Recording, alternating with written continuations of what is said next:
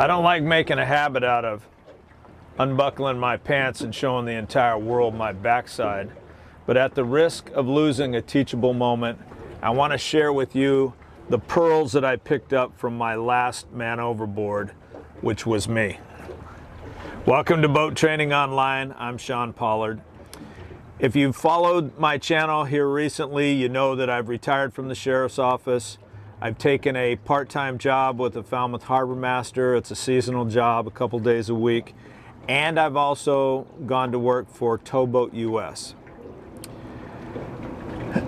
We got a dispatch that a couple had run hard aground on a jetty, and we didn't really know what was going on. We didn't know if there were any casualties, or not casualties, anybody hurt, or if the boat was taking on water. So we all go screaming down there, and myself and another co-worker showed up about the same time. We're both on individual boats. So we orchestrated a plan. Dave was going to go in, pass a tow line to the couple, and see if he could get them off the jetty. And I was going to be the backup boat. I have pumps on board if they're taking on water or whatever. So that was the plan. Dave makes a couple approaches and the current is just ripping. And instead of him being a casualty too, I suggested that I go anchor and he come pick me up. I'll work the line and he can keep his bow into the current. So he said, you know, he agreed with that. And he was going to give it one more shot while I did my thing. So I got out of the work area and I went and anchored. Well,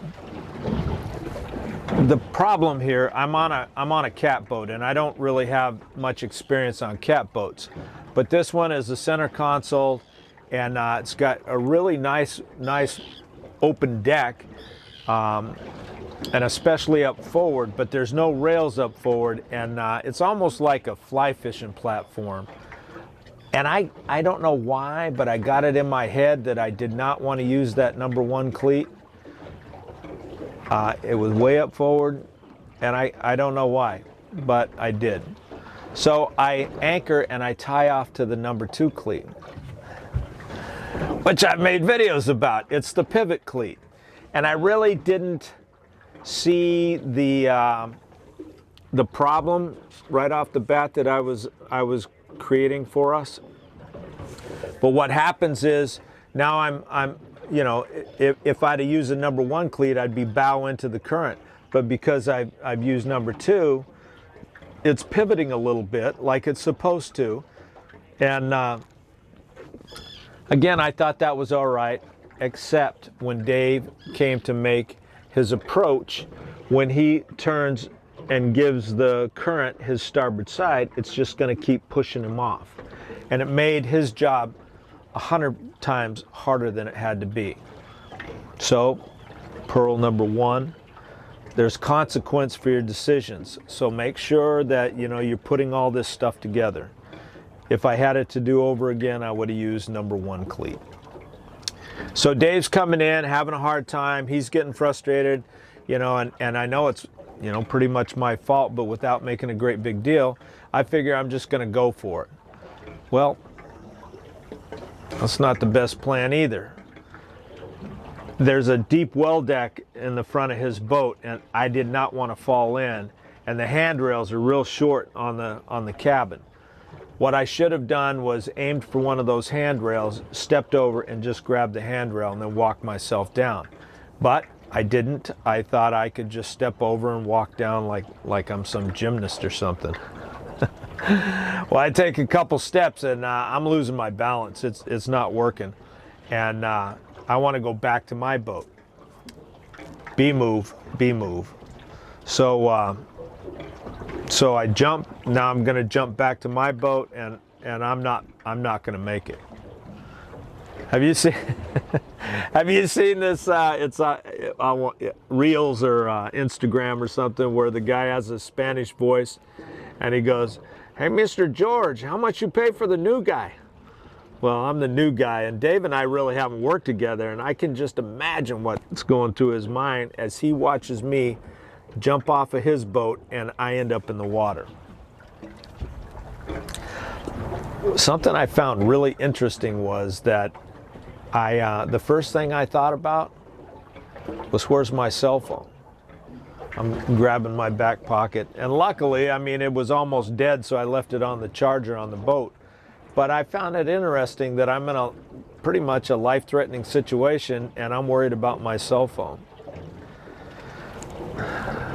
Then secondly, I have worn a inflatable life jacket for at least a decade, but I've never had one on when it deployed. So I'm worrying about my cell phone, and then I get thinking, this life jacket ought to be going off any time now, and then poof!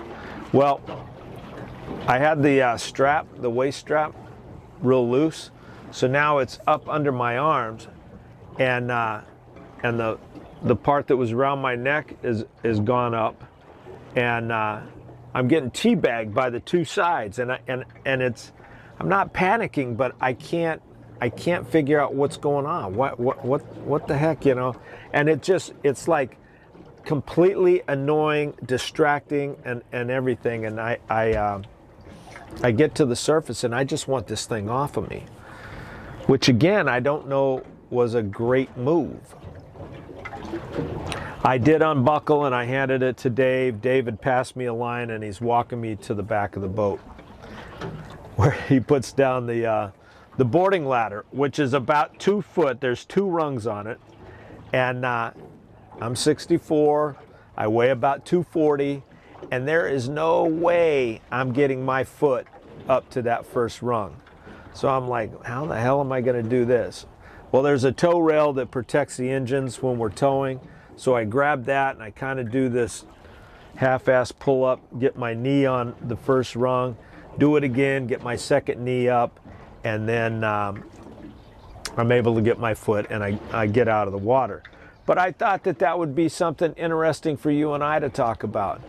Have you been off of your boat in the water? Are you able to deploy your ladder, or do you even have a ladder? And have you tried to get out of the water? I know some of you guys are the same as me, you know, old guys that are a little overweight. But I want you to think about that. We finished the case. Everything was good. The only thing that got hurt was my pride. But it was a big piece of humble pie. When you're starting to think you're all that in a ham sandwich, you get humbled a little bit. I want to end this video. I did a fuel drop last week, which I think correlates with this video, and the fuel drop. So they're out of fuel. They anchored, their anchor's holding. The wife decides she has to go pee, so she's going to jump in the water. And there's a 2-knot current, and it takes her away. And it could have ended up being a really bad situation. A couple guys were fishing, and they grabbed her and brought her back over to the boat. But that's another thing I want you to think about. If somebody falls off your boat and you can't maneuver to get them, do you have a means? Do you have a throw bag or something like that? You can pick those up at any of the marine supply places, and now you have a means to pass a line to them. They're floating lines, so they work well. But anyway, there's again another teachable moment. All right. If you've stayed this long, I appreciate you. We've been getting some fantastic comments in the comment section. I've gotten some pretty mature criticisms. You know, people do things differently than we do here in New England, and some of the advice I'm given might not necessarily work where they're at. But everybody's been pretty civil. You know, we've had a couple guys that, you know, but that's to be expected. The upside to that is that this is a beginner boating channel, and I'm hoping that the people that are trying to learn how to boat can see some of your comments, especially if you're an experienced mariner and you're giving some sage advice. it really, really helps the channel a lot. So I appreciate that. I appreciate you. The channel's doing really good. I'm still trying to get everything lined out, but we're going to get there. It's like eating an elephant, one bite at a time, right? All right, man. I appreciate you. Thanks for watching. I'll see you on the next video.